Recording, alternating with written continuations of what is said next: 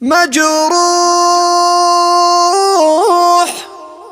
يا قلبي ومجروح يا قلبي ومجروح مهموم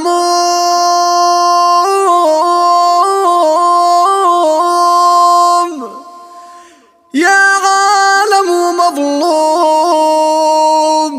يا عالم ومظلوم. هذه الشيلة كتب كلماتها الشاعر شهاب الهكماني في قصة الشاب فايز عبد الودود سيف سجرة. القصيدة تحكي وتعبر بما فيها أداء الفهد اليماني أشرف الشجاع. مجروح يا قلبي ومجروح يا قلبي ومجروح مهموم يا عالم ومظلوم يا عالم ومظلوم. جرحي عميق فيني توسع في داخلي كالسيف ينزع اشتاق حن والعين تدمع هذا الفراق والله مقوى. راح الذي كان للروح بعدها انا قد صرت مجروح. الهم بي خيم ومطروح في داخلي لليوم اشقى محروم منه صرت محروم منه صرت محروم.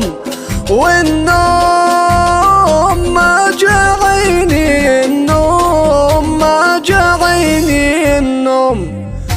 الله يجازي من تسبب فرق بنا فرق وذنب فينا ظلام فينا واسلب كل الذي كنا بنينا. كم جيت للأبوة تقدم طالب حلال لكنها حرم وابعد ولي فالروح واظلم بالغصب للغير اعطاه.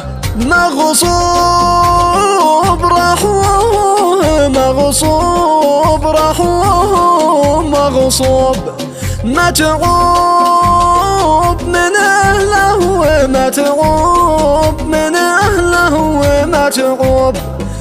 آخر لقى فينا وودع والعين في خده تدمع كأنه يقول لابد مرجع لابد ما أشوفه والقاه. لليوم وهو بالقلب محتل واسأل عليه واسأل واسأل وارسم صفاته وتخيل من سهنا لا كيف أنساه.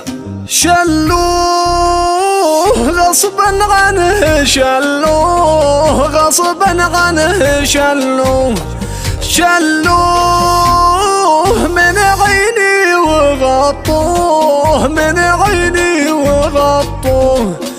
شلوه جثمانه بالحدي والروح خلاها عندي ما يختلف وعده ووعدي حتى نموت والقاه والقاه. من يوم روح لا عند غيري والحزن فيه ما حد يدري صامت وحافظ لسري في داخله لليوم خباه.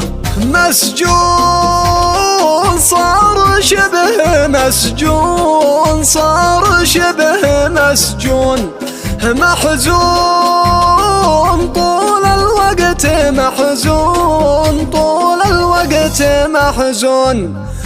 ماذا حصل له لما يدرون كل ما بكى الكل يبكون عن حالته كل يوم يشكون عند الطبيب ما فيه يدرى. ما عد نفع فحص علاجه ما عد يبي من اي حاجه قلب انكسر يوم الزواجه يوم غصبوه علي ما يبغاه.